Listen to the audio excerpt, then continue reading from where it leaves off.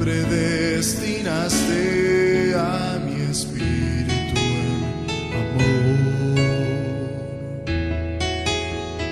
Cuando te alababan las estrellas, también yo. Me amaste tú primero, por eso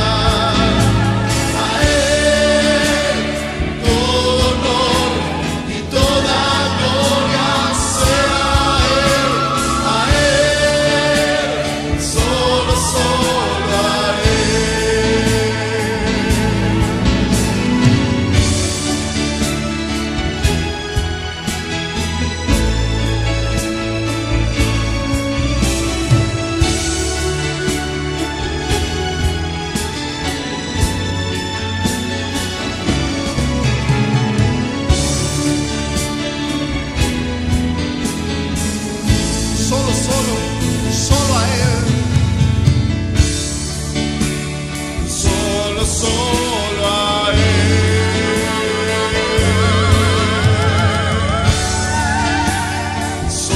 solo a Él,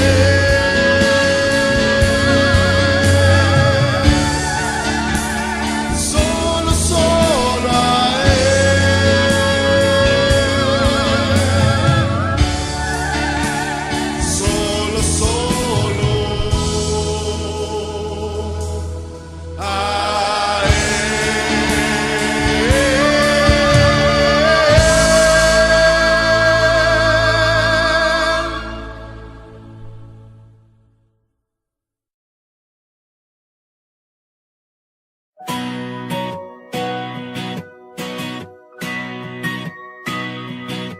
Se estremece todo mi ser en el silencio. Su espíritu toma el control de todo su reino. Pues el ángel del Señor, a quien yo sirvo y de quien soy, examina con llamas de fuego todo mi interior. Y entre lágrimas y humillaciones me cuida de mí mismo por amor. Revisa mis sentidos en dolores y en gemidos, escudriña mis pensamientos exponiéndome a 1000 motivos, y todo su poder puedo percibir, que perfecciona cada instante mi vivir. Pues solo así glorifica mi ser, nada de temer, pues ya estoy en Él, y todo su poder lo gobierna Él.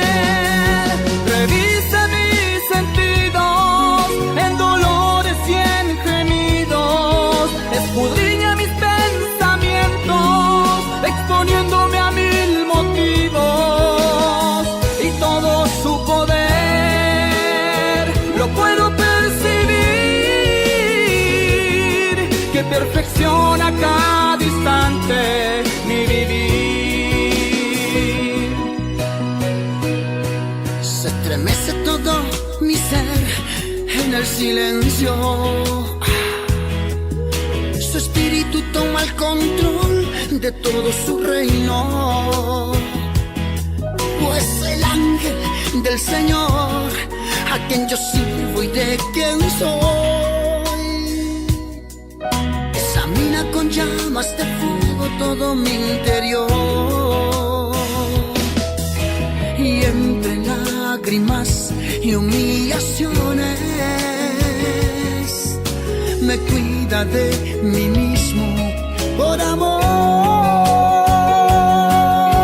Revisa mis sentidos en dolores y en gemidos, escudriña mis pensamientos, exponiéndome a 1000 motivos, y todo su poder lo puedo percibir, que perfecciona cada instante mi vivir, que perfecciona cada instante mi vivir,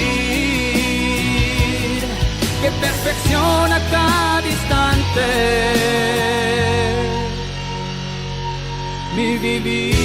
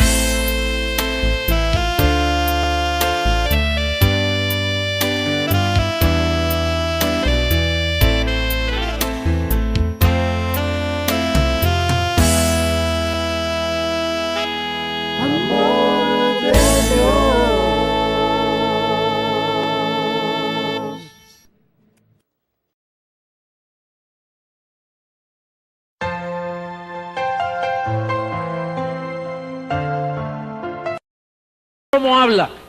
Amén. Saludados los unos a los otros. Padre, te damos gracias, Señor. Yo declaro a este pueblo bendecido, lo declaro alumbrado, lo declaro, Padre, en toda sabiduría espiritual. Gracias, Señor, porque tenemos un apóstol que se manifiesta aquí en la tierra. Gracias, Padre, en el nombre de Jesucristo. Amén. Pueden saludarse, están despedidos.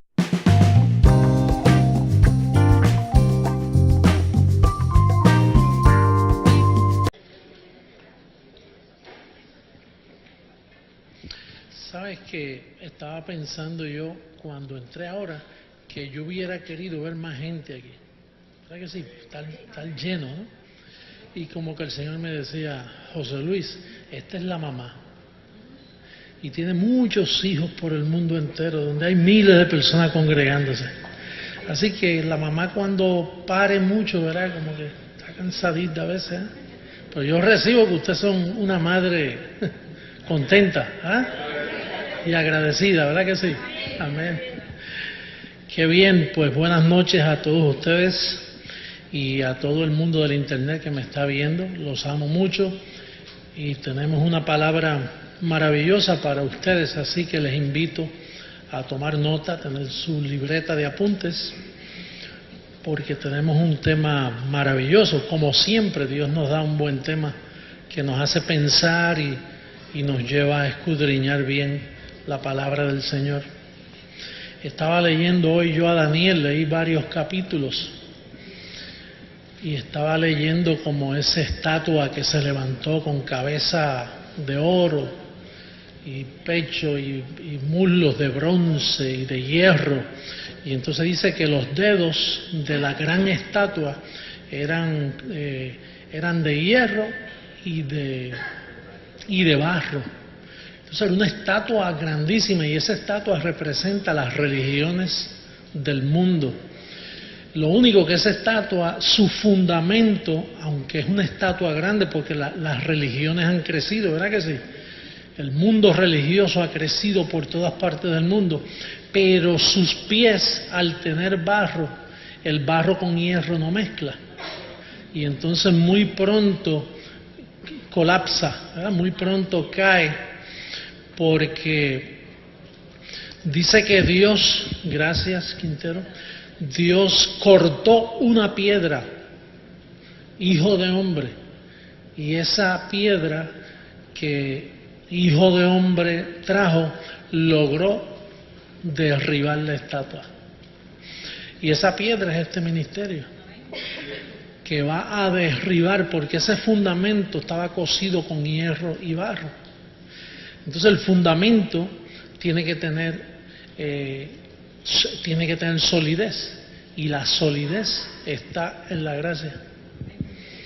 Fíjate que el salmo que el pastor Cheo leyó decía, rebosa mi corazón palabra buena. ¿Y qué palabra buena había para los tiempos de David? Ninguna, si aquella palabra era palabra de condenación. La palabra buena es la palabra de gracia. Estaba profetizando de la palabra que iba a venir a nuestras vidas. Así que hoy yo quería hablar de la familia de la fe parte 2. Hablamos el miércoles pasado la familia de la fe parte 1. Y esa familia de la fe es la congregación de los espíritus justos hechos perfectos. Es una familia de congregación, es una congregación de espíritus que Dios con su ofrenda los hizo perfectos para siempre, y eso somos nosotros. Pero cuando yo estaba pensando en esta segunda parte, yo espero que yo no me repita, aunque esa espero no repetirme a nivel mundial, pero yo a veces cuando viajo, como la gente no me conoce, pues yo le digo cómo comenzó mi ministerio. O sea, ¿qué fue lo que comenzó la familia de la fe? ¿Y qué constituye a una persona decir yo soy parte de esa familia? Y entonces yo tengo memoria cuando en mi experiencia cristiana, que ya van 34 años que el Señor me llamó a sus caminos, pues yo tengo la experiencia de que un día en Massachusetts, era un invierno, yo estaba como vislumbrando que venía un ministerio bien grande para mi vida. Y yo viajaba a todos los estados, eso de Nueva Inglaterra, de la parte norte, y conocí mucho tipo de congregación, hispanas, italianas, americanas, Canadá, Maine, toda esa área de Maine, de los estados de Maine. Y en Boston también trabajé en una asociación evangelística de renombre, que fue donde Billy Graham comenzó su primer mensaje. Y pues ya yo estaba conociendo toda escuela de interpretación cristiana. Entonces conocía a la hispana y conocía a la americana. Y de hecho, pues fui a estudiar a uno de los mejores seminarios teológicos que existen en Estados Unidos, que fue el Gordon Camwell Seminar. Y ahí fui a estudiar y de ahí el Señor me sacó. Yo nunca entendí por qué después que entré me causó molestia las enseñanzas de los profesores y le perdí el ánimo. Y un día llegué a mi casa y dije, no voy más. Después que compré una de libros así tremenda y para mi vientre me convenía tener esos títulos, porque si yo decía que estudié en ese seminario se me abrían una de puertas tremendas. Es como dicen en Puerto Rico, el que tiene padrino se bautiza. Pues teniendo yo esos diplomas colgados en mi casa o en mi oficina, pues me daban un poder tremendo, ¿no?, en cuanto a ese sistema. Pero yo andaba detrás de la verdad, no detrás de un sistema. Hay personas que andan detrás de un diploma porque después de ese diploma ganan mucho dinero o prestigio. Pues mi forma de haberme desarrollado desde mi juventud, yo tenía mucha hambre de la verdad. O sea, yo tenía un vacío que nada lo llenaba, ni dinero, ni posición, nada. Dios me hizo así. Bueno, ahora entiendo que teniendo este ministerio yo tenía que ser así. Y yo me aburría mucho, nada me satisfacía. Me entretenía con algo y ya a la semana se me iba el gozo de ese entretenimiento, ¿no? Y un día, que fue cuando comenzó las enseñanzas de la familia de la fe, estando yo en mi casa en unas navidades, pues tengo memoria que Cheo estaba bien pequeño y él bajó, en una casa de 2 pisos, bajó y me dijo, papi, ahora es que el Señor viene. Pero yo pensé que tenía miedo y fui, lo acompañé y volví y lo acosté. Pero me senté en la sala y me quedé pensativo, ¿por qué él me dijo que ahora es que el Señor viene? Y yo dije, bueno, sucederá en el futuro, pensé yo. Pero esa misma noche, yo me acosté tarde en la noche, como a la 1 de la mañana, y ahí fue que yo tuve esa experiencia de estar frente al Señor en el paraíso. Fue una experiencia como de 2 horas y media que yo tuve. Y entonces esa experiencia lo que trató conmigo fue con 3 capítulos de la Biblia, que en aquel momento yo no entendí porque las usé para beneficio mío. Pero ahora, después de pasar más de 14 años, ahora es que yo entiendo la importancia de esa enseñanza que él me dio. Lo importante, porque eso es lo que hizo este ministerio. Y eran 3 capítulos de la Biblia. Yo voy a invitarles a ustedes a considerarlos de nuevo, a repasar, darle un repaso en Romanos capítulo 6, lo que el Señor me enseñó en aquella visión que tuve.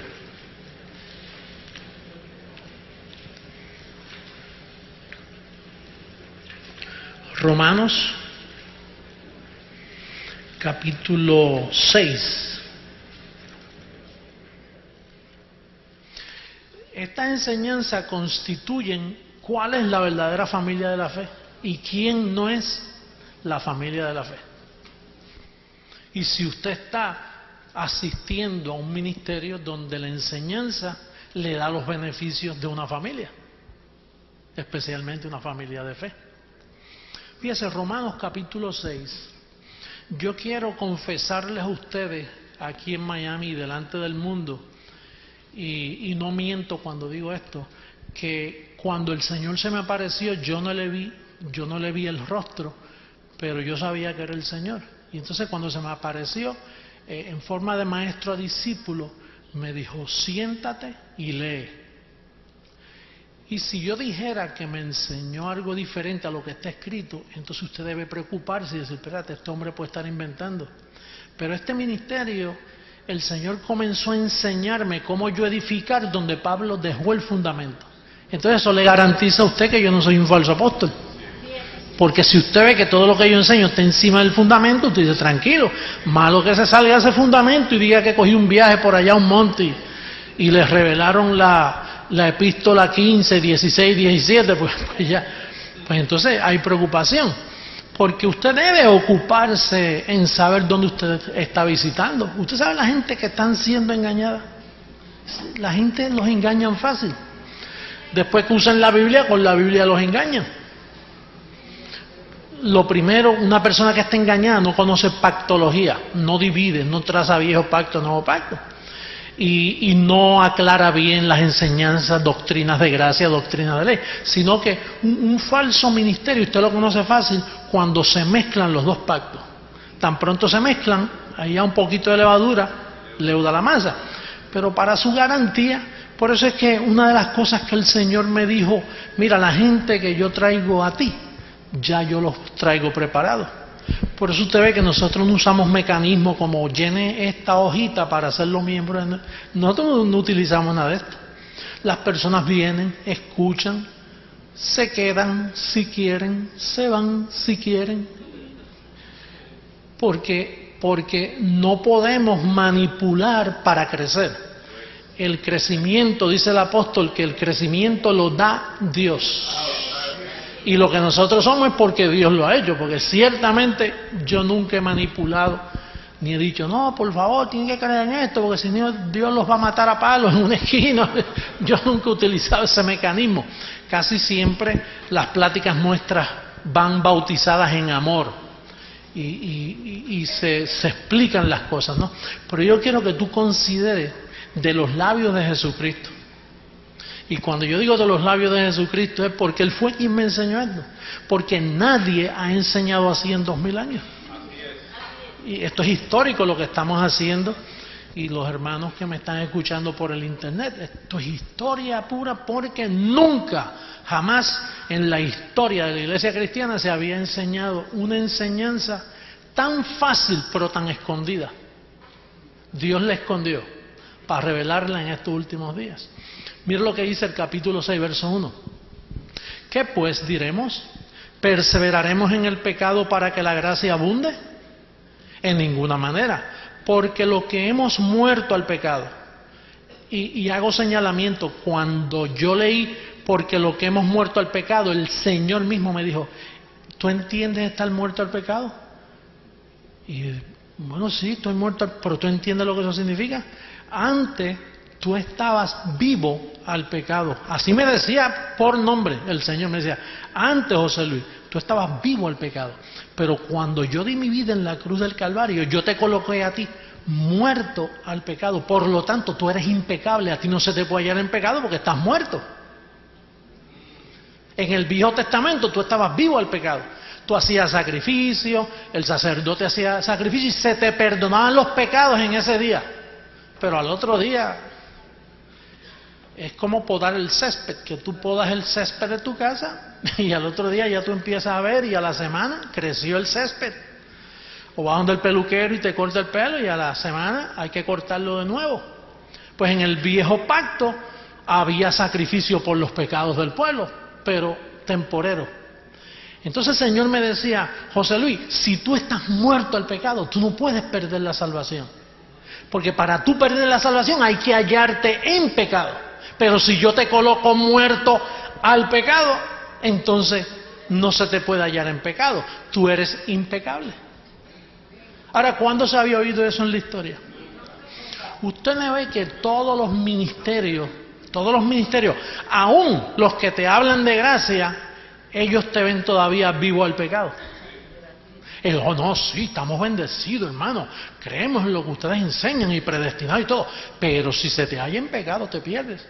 Entonces no ha comprendido el mensaje. Porque ¿cómo se te puede hallar en pecado si tú eres un muerto al pecado?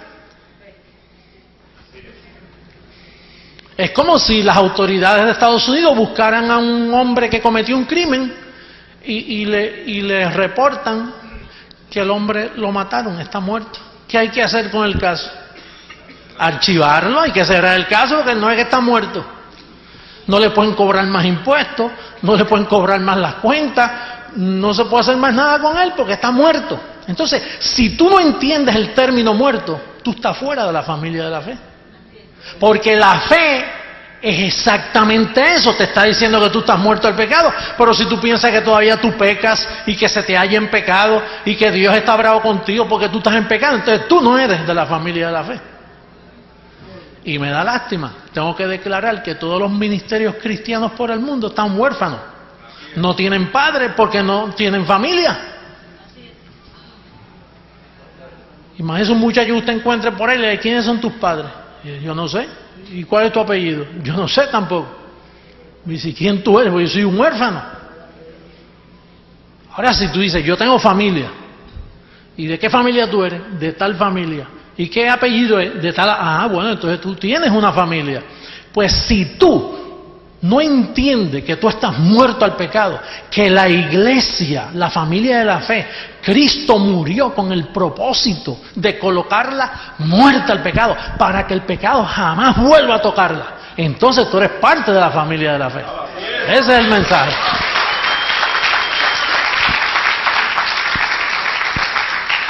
Por eso es que en el verso 14, mira lo que dice, el verso 14. Porque el pecado, ¿qué? No se enseñoreará de vosotros, pues no estáis bajo ¿qué? Sino bajo ¿qué? Entonces, bajo la gracia, ¿el pecado puede agarrarte otra vez? No, el pecado no puede ser Señor, porque para el pecado ser Señor hay que hallarte bajo ley. Y el fin de la ley es ¿qué? Cristo. Entonces, que no me venga a decir a mí un grupito de esos por ahí, de los kioscos protestantes, oh no, yo soy de la familia de la fe. No, señor, usted no es parte de la familia de la fe porque usted cree que todavía hay pecado, usted cree que todavía hay diablo, usted cree que todavía hay condenación. Pues no, está mintiendo. Está mintiendo. No son parte de la familia de la fe. Para ser parte de la familia de la fe, usted tiene que tener autenticidad de ser familia. Yo no puedo decir yo soy de la familia de Jesús si yo no tengo prueba de que mi papá se llama José Luis de Jesús Sotomayor y mi mamá Ana Luisa Miranda. Pues yo sé que eso es así porque yo tengo el certificado de nacimiento que dice que eso es así. Pues para usted ser parte de la familia de la fe tiene que tener unas evidencias, pruebas, y las pruebas aquí son espirituales. Yo estoy muerto al pecado. Gracias a Dios que Cristo en la cruz del Calvario le puso fin al pecado. Usted sabe que hay un grupo de personas que estudian mucho a Daniel en el Viejo Pacto. Entonces, ese grupo enseña, porque a Daniel le dijeron, mira Daniel, escribe, hay 62 semanas que va a suceder esto, y 7 semanas que va a suceder aquello, son 69 semanas. Ahora, a las 70 semanas, en las 70 semanas, el pecado será quitado. Y ellos todavía hasta este día están esperando la semana 70. Esos son los adventistas del séptimo día, ellos están esperando que el pecado sea quitado de la tierra. ¿Qué me dice eso a mí? Que ellos no han entendido que 2000 años atrás el pecado fue quitado porque la familia de la fe quedó muerta al pecado, el creyente quedó muerto al pecado. Diga conmigo, yo estoy muerto al pecado. Y le doy gracias a Dios. Seguro que sí.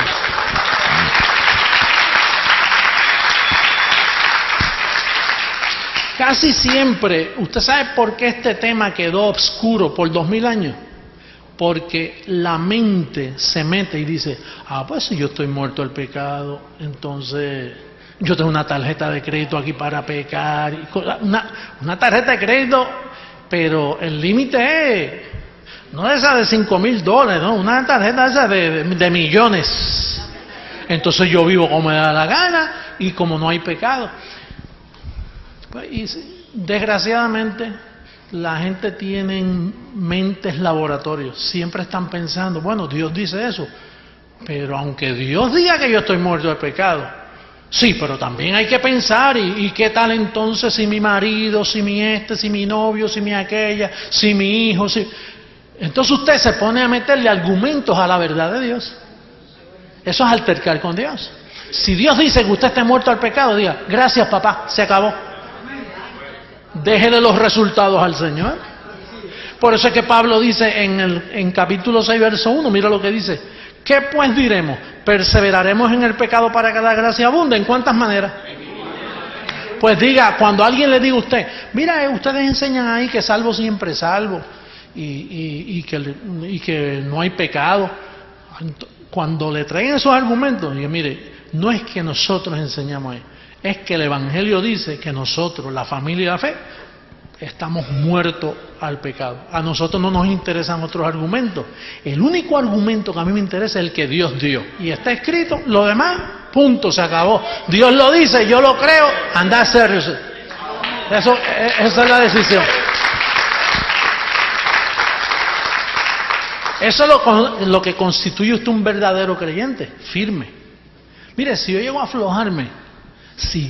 aflojarme 14 años atrás, con los argumentos de amistades que venían a mí, gente aparentemente muy buena y quizá con buenas intenciones. Yo tenía gente que me decía, hey, José Luis, ¿cómo estás? ¿Qué tal? Los reverendos, las personas, hey, how you doing, man? Long time no see you. Sí, y yo soy amigable, oh sí, ¿cómo estás? Gusto de verle. Vayan a sentar una tacita de café y empezamos a hablar. Me dice, oye, José, están diciendo por ahí que tú estás comenzando algo nuevo. Y no era nuevo, tenía 2000 años de viejo. Pero estaba escondido y entonces el problema es que yo lo saco a la luz. Más bien es el Señor, pero utilizando a un hombre, porque Él siempre usa hombres. Y entonces me decían, oye José, piensa, tú estás en contra de la corriente, mi amor. Estás en contra de la corriente. Estás diciendo que tú tienes la verdad y que nosotros no, que los demás no. Y tú sabes que Dios es un Dios de amor. Oye, y me venían con una...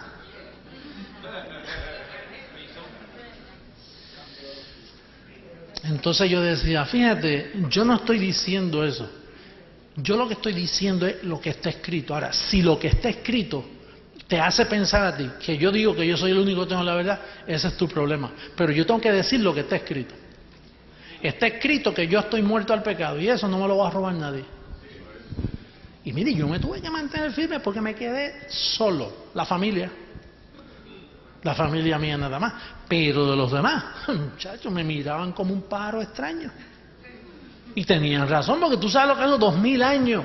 Mira, con doctrinas bautistas, pentecostales, liberales, cuánta doctrina hay, católicas, mormonas, testigos de Jehová, todo tipo de escuela de interpretación de pensamiento, teólogos del pasado que son admirados por la iglesia protestante. Imagínate, y ahora un puertorriqueño, un muchachito por ahí que salió y que a transformar el mundo entero, porque él dice que tiene razón. Eso no es fácil. Pero oye, si yo no me llego a mantener firme, ¿tú sabes dónde tú estuvieras hoy?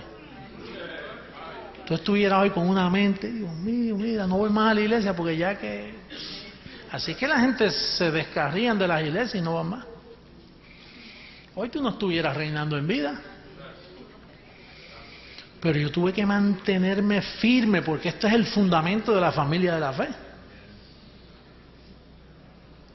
Vamos a seguir leyéndolo en el verso 3, Romanos 6:3. ¿O no sabéis que todos los que hemos sido bautizados en Cristo Jesús hemos sido bautizados en su muerte? Como quien dice, uno murió, luego todos murieron. Eso es lo que dice, mantenga Romanos 6 abierto y ve conmigo rapidito a segunda carta a los Corintios para que tú veas lo que dice el misterio que Pablo le dijo a la segunda carta a los Corintios. Capítulo 5.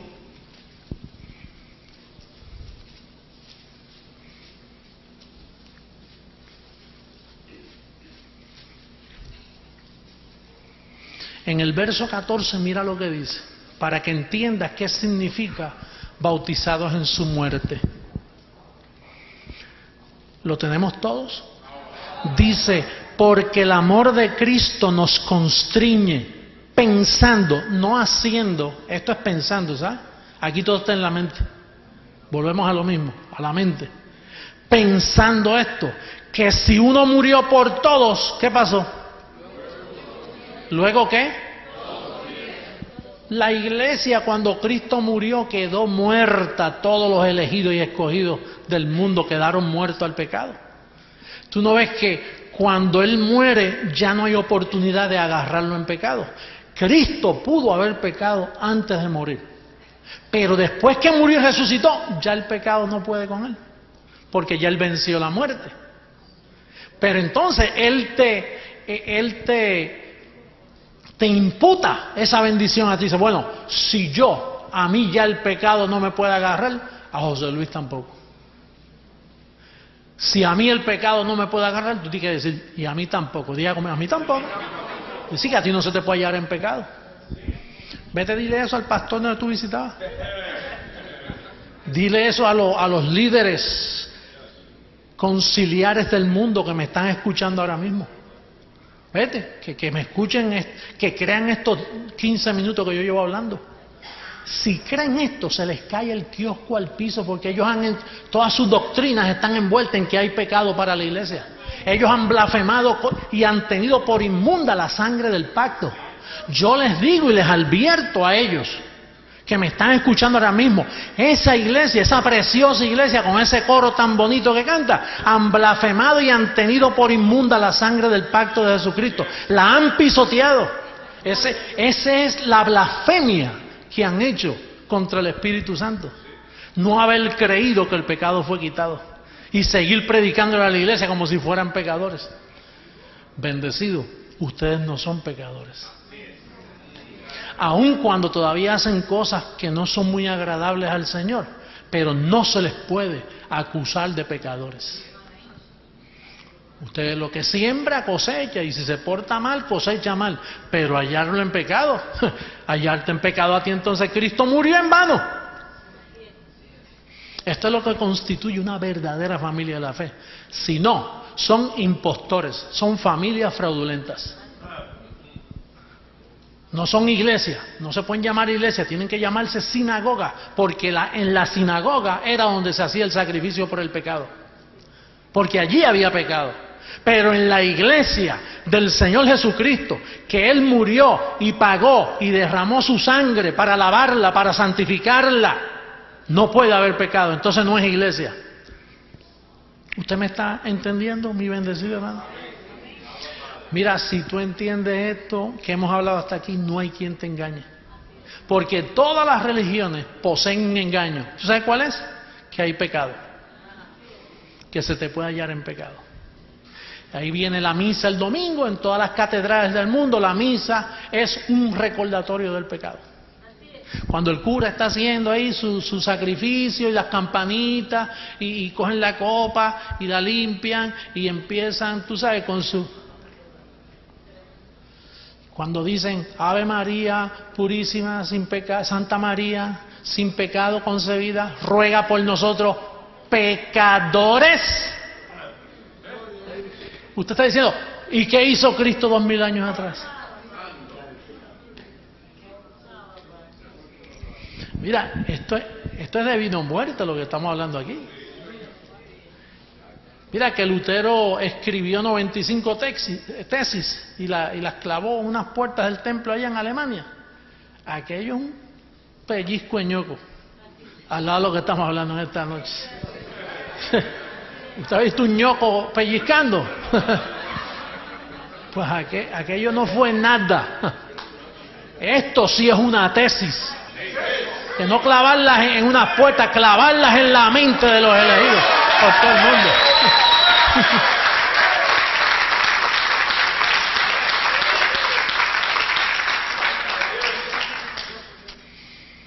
Vamos a seguir leyendo porque me quedé en el verso 3. Verso 4.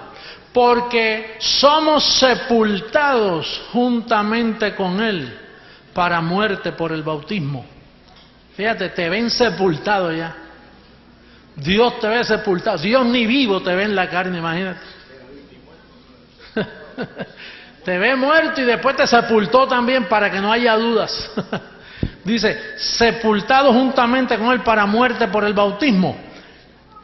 Y aquí bautismo es el bautismo anterior, en su muerte. Los grupos cristianos dicen, no, mira, aquí habla que todavía hay que bautizarse, pero ellos no están viendo el contexto. Entonces ellos me acusan a mí de que yo saco del contexto mis enseñanzas, pues el contexto es que este bautismo no es en agua, es el bautismo en su muerte, que es el contexto de ese verso. ¿Estamos? Sí. Dice, verso 4, porque somos sepultados juntamente con él para muerte por el bautismo, a fin de que como Cristo resucitó de los muertos por la gloria del Padre, así también nosotros andemos en vida nueva. Ahí es que estamos nosotros en vida nueva, andando en vida nueva. Antes pensábamos que estábamos en vida nueva, porque dejamos de bailar y dejamos de fumar y dejamos de dar un par de pasitos y cositas. Ah, yo tengo vida nueva. Eso no es vida nueva. Vida nueva está en la cabeza aquí, en el Evangelio. Verso 5, porque si fuimos plantados juntamente con él en la semejanza de su muerte, así también lo seremos en la de su resurrección. Sabiendo esto hay que saberlo, si no lo sabe, sabiendo esto, que nuestro viejo hombre va a ser crucificado. Ya tomó lugar, fue crucificado juntamente con él, para que el cuerpo del pecado sea destruido, a fin de que no sirvamos más al pecado. Porque el que ha muerto, ¿cuántos han muerto aquí? ¿El que ha muerto qué? ¿Ha sido qué?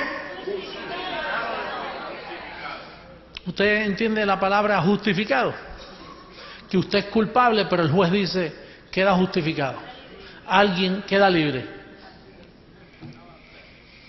El que ha muerto ha sido justificado del pecado. El problema mío, hermano, es que cuando yo sabía eso, que lo vine a entender bien, yo daba viajecitos a Atlanta, donde estaba la compañía, las oficinas, porque yo trabajaba en Puerto Rico como asistente director de evangelismo en toda la isla de Puerto Rico. Y el llamado mío era alcanzar toda la isla. Pero yo tenía que dar reuniones mensuales a Atlanta para ponerme al día con las nuevas cositas del departamento de evangelismo, los nuevos inventos. Evangelismo explosivo, una nueva forma de alcanzar gente. Pues yo tenía que ir allá. Y entonces, una vez, un gran teólogo, que es el que escribe los expositores de escuela dominical, que los dan trimestrales, un hombre bien conocido, y entonces pues yo venía de Puerto Rico y él parece que quiso congraciarse conmigo en decirme buenos días, en un inglés, en un español roto, ¿no? Buenos días, ¿cómo está? Y entonces me decía, ¿cómo está la isla de Puerto Rico? Y muy bien, muy bien. Y un día pues nos sentamos así y estábamos hablando, estábamos tomando café y cosas, y en un receso que hubo. Y entonces, no sé cómo llegamos. Bueno, yo sé cómo llegamos, porque yo siempre empujo a la gente hacia estos temas, ¿no? Decentemente y hábilmente y en forma de pregunta, pues yo me hice, como él es el teólogo, yo no tengo un grado en teología, ni lo quiero. Ni lo quiero, gracias a Dios que nunca lo recibí. Pero yo le dije, doctor, ¿qué usted entiende por los Romanos 6 cuando dice que estamos muertos al pecado? Y bueno, esa es la gran teología del apóstol Pablo, que estamos muertos al pecado. Y pero ¿qué usted entiende por eso? Y entonces me dijo, ¿qué tú entiendes? Y bueno, yo entiendo que si estoy muerto al pecado, soy impecable, no se me puede hallar en pecado. Pero ¿en dónde tú estudiaste, José Luis? Y no, yo no quiero hablar de eso, donde yo estudié. Porque imagínate, cuando quise estudiar, el Señor me sacó del seminario, así que le digo dónde estudié.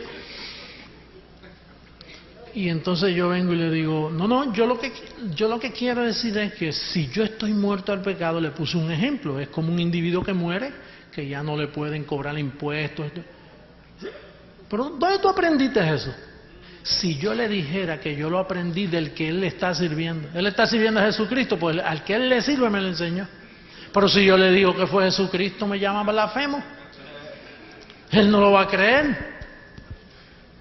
El doctor no entendía lo que tú acabas de entender en los últimos 20 minutos. Y hasta ahora no lo entiende. Por eso, quizás, si tú supieras lo que se aprende sentado en las sillas de este edificio, tiene un valor tan poderoso, porque no hay grupo cristiano, no hay teólogo, no hay movimiento mundial en 2000 años que pueda enfrentarse a lo que tú le puedes enseñar una vez tú estás expuesto a estas enseñanzas. No lo hay.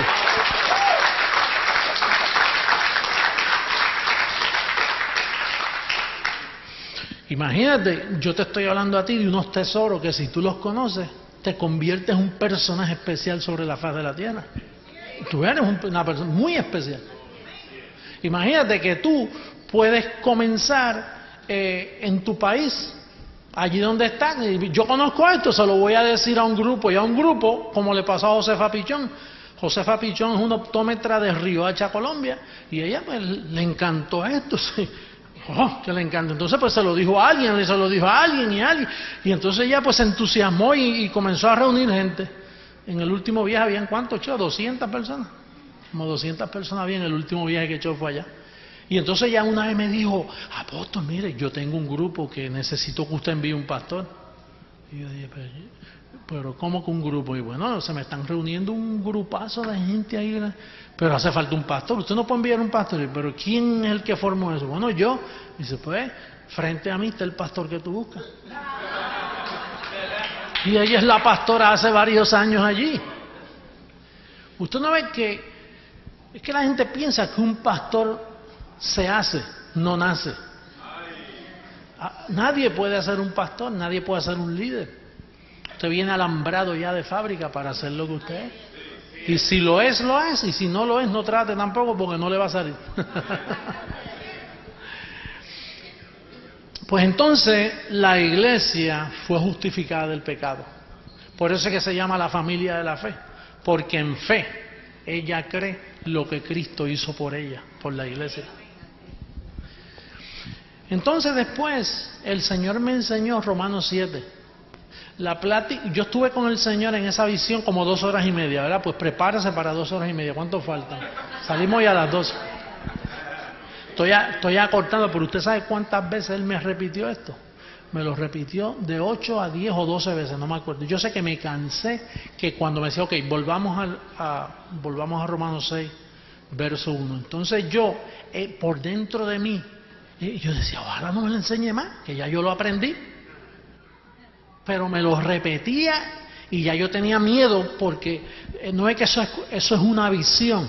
Es como cuando usted tiene una pesadilla, que usted quiere parar, que no se le repite. Usted ha pasado por pesadilla que se le repite y usted busca la vuelta y dice, ay, que no se me venga más esto a la mente. Y sí, se repite. Pues así fue lo que me pasó a mí con este capítulo. Ojalá todas las pesadillas fueran así. Pesadillas con el Señor enseñándote el Evangelio. Pero ya yo no quería escucharlo más. Entonces cuando me lo repitió como 12 o 14 veces, yo no sé cuántas veces, me dice, ok, vamos ahora a Romanos 7. Y yo dije, anda, esto continúa.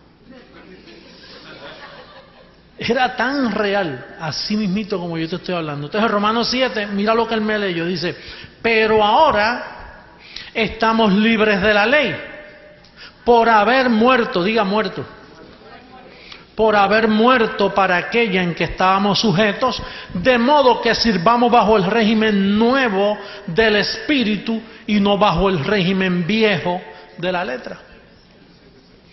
El Señor volvía y me explicaba, mira José Luis, la razón que tú estás, cuando yo di mi vida, te coloqué muerto al pecado, pues entonces al colocarte muerto al pecado, tú has muerto a la ley. La ley no puede contigo, la ley de Moisés, los mandamientos, no hay ley que pueda contra ti. Ahora fíjate, la ley existe para todos los que no saben lo que yo estoy hablando. Porque todavía hay grupos por ahí guardando la ley. Los judíos están guardando la ley. Mira, cuando venía en la radio ahora para acá, hay un grupo de judíos mesiánicos, que no es otra cosa que unos legalistas enredados que no entienden lo que es pactología, y hablando que Dios los puso a ellos para que volvamos a Israel, para que volvamos a las enseñanzas salvíficas del pueblo de Israel. Y por eso tienes que vivir santamente, porque si Yeshua, Mashiach te coge en pecado, mira, quiere decir que no ha entendido ni lo que es evangelio, pero se llaman judíos cristianos, se llaman judíos mesiánicos. Tremendo disparate. Ese disparate último de ese grupo es más disparatado que los demás grupos. O sea que la gente sigue turbada por ahí. Oye, y están creciendo. Tú no ves que la gente andan como ovejas sin pastor buscando lo último nuevo. ¿Qué es lo último que salió de la avenida? Es como la gente anda buscando el último CD del artista tal, de la otra artista. Porque eso, tú sabes, eso se pone viejo y hay que buscar lo nuevo. Y los artistas suben y bajan, suben y bajan. Ahora, esto que yo te estoy enseñando, esto nunca baja. Porque esta es la verdad del evangelio. Tú fuiste predestinado para escuchar esta palabra. Entonces dice aquí que por haber muerto a la ley, estás libre totalmente del pecado por haber muerto a la ley. Cuando Cristo murió te dio ese privilegio. Y lo último que me enseñó fue el capítulo 8. Con esos 3 capítulos yo comencé este ministerio.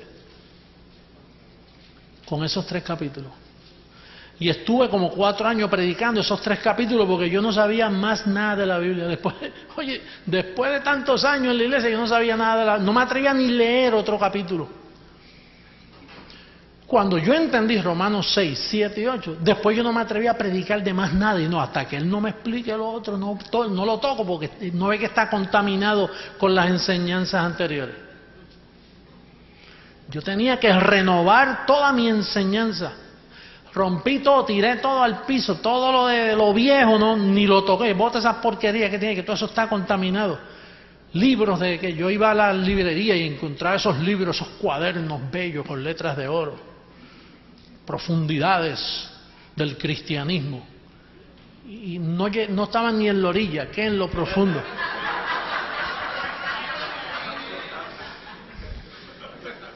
Libro que decía manantiales en el desierto. Y eran espejismos en el desierto, imagínate. Espejismos en el desierto. Que tú vas corriendo pensando que hay agua, muchacho, y te estrellas con la arena. ¿Ustedes saben de lo que yo estoy hablando? Manantiales para el predicador. Sermones para el predicador de este nuevo milenio.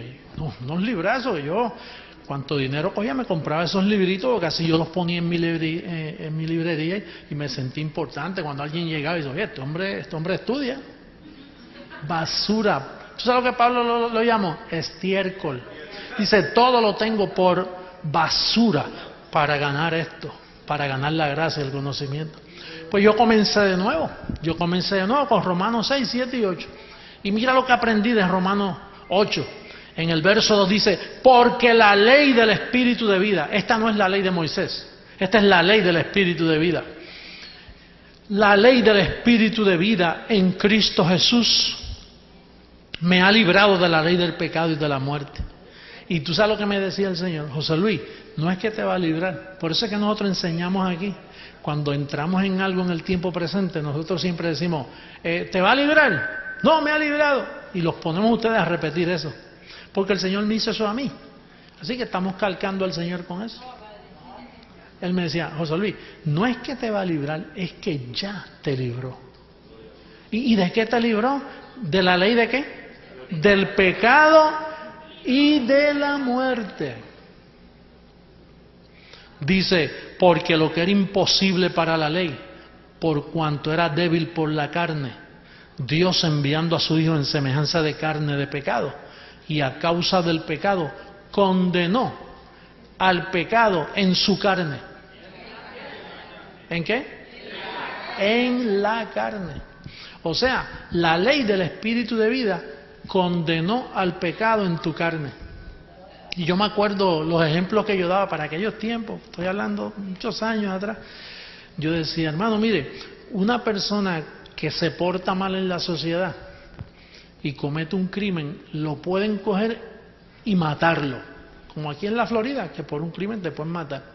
Ahora, en vez de matarlo, lo que pueden hacer también es condenarlo. En vez de matarlo, condenarlo. Condenarlo a una perpetua, a 100 años, ¿no? Entonces, ¿qué sucede? Si le damos muerte, pues ahí terminó todo. Pero si lo condenamos y lo dejamos vivo, es peor, porque él sufre día a día, contando los días hasta que se muere. Entonces yo lo que enseñaba el ejemplo era, mire, el pecado existe, por así decirlo, porque nosotros tenemos un cuerpo de pecado. Este cuerpo es un cuerpo de pecado. Pero ¿qué sucede? El pecado está en nuestro cuerpo, pero fuimos vacunados con una vacuna que lo anula y no le deja efecto. Él quisiera hacernos daño, pero como Cristo está en nosotros, Él simplemente está preso, está condenado en la carne nuestra. Está condenado. Y a veces te asusta, y a veces te hace pasar unos sustos. Porque Pablo le llamó los deseos engañosos de la carne. En otras palabras, que tú estás perfecto, pero a la misma vez vives en un cuerpo de debilidad. De ahí es donde el sistema religioso de estos días, como sabe que tú tienes eso ahí, pero no saben que está condenado, el pecado. Si Dios te halla en pecado, te pierdes la salvación, te vas y te quemas en el infierno.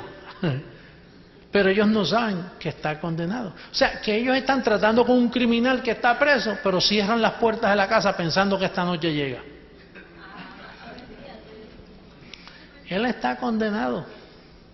Y si de la prisión de Sing Sing, ¿se recuerdan esa cárcel que no se podía uno fugar? Porque si te fugaba, estabas rodeada de tiburones. Así que cuando te metían preso ahí, cogían la llave y la tiraban al mar, así, mira, might as well, así, la tiraban al agua, como quien dice, ¿para qué guardarla si de aquí tú no vas a salir? Pues esta cárcel la fabricó Dios para el pecado.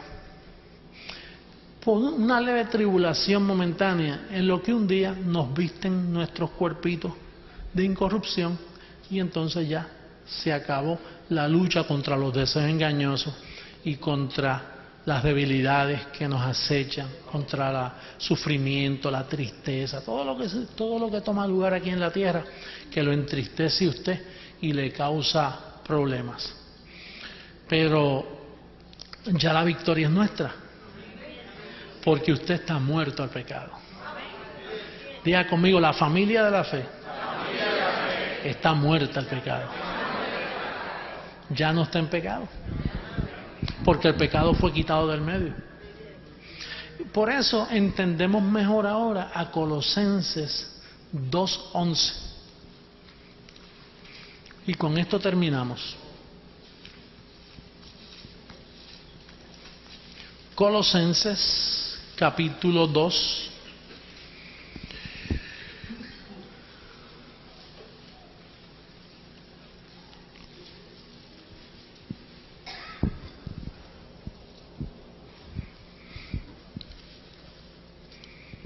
Dice, en él también fuisteis circuncidados con circuncisión no hecha a mano, al echar de vosotros el cuerpo pecaminoso carnal en la circuncisión de Cristo. ¿Qué hizo con tu cuerpo pecaminoso carnal? ¿Qué? ¿Lo qué?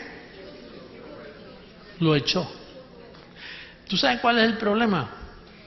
Que tú tienes que tener fe para creer que Él lo echó cuando tú todavía lo ves viviendo contigo. Por eso es que es la familia de la fe.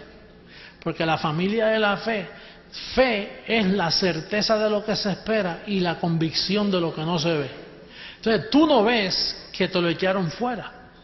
Pero aquí dice el apóstol que en la circuncisión de Cristo tu cuerpo pecaminoso carnal, lo que registraba pecado ya no registra, porque fue echado fuera en la circuncisión de Cristo. Este es uno de los mensajes más bellos que yo he predicado en esta noche. Los mensajes de más valor, porque estas son las columnas del verdadero cristianismo.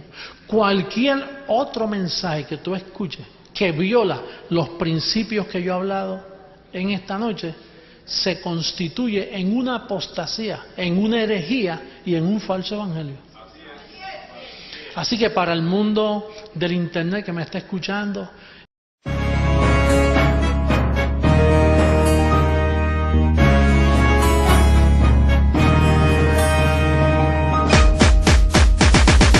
Dios ha hablado a su pueblo, su gracia es la verdad. Oh, cuán sabias sus palabras, su gracia es la verdad. Dios ha hablado a su pueblo, su gracia es la verdad. Oh, cuán sabias sus palabras, su gracia es la verdad. Abre tu oído, pueblo santo, abre tu oído a la verdad. Tu corazón ensancha ahora. Dios hoy ha hablado aquí. Dios hoy ha hablado aquí. Y ya el pañito tibio ya se acabó. Ahora vamos a identificar con respeto, con aplomo, pero a tiempo y fuera de tiempo. Ya le vamos a decir las cosas como son. Vamos a advertirle a la gente. Vamos a decirle lo que hay. Vamos a hablar claramente. No tenga miedo. Use esa autoridad que Dios le ha dado. Que eso es suyo. Eso se le dio a usted. Se le delegó para que predique a tiempo y fuera de tiempo, para que hable bien claro con sus familiares, con decencia, con respeto, pero mire, les advierto que ya estamos en los últimos días, estamos en tiempos postreros, pronto se acerca el fin de este sistema corrupto y comienza un nuevo evento sobre la faz de la tierra, un nuevo gobierno, nuevos conceptos, un nuevo poder que tendrá este gobierno, que vamos a gobernar con barras de hierro a las naciones. Pronto se acercan esos cambios. Ya mi espíritu los está palpando, los está respirando. Dios ha hablado a su pueblo, su gracia es la verdad. Oh, cuán sabias sus palabras, su gracia es la verdad. Dios ha hablado a su pueblo, su gracia es la verdad. Oh, cuán sabias sus palabras, su gracia es la verdad. Abre tu oído, pueblo santo.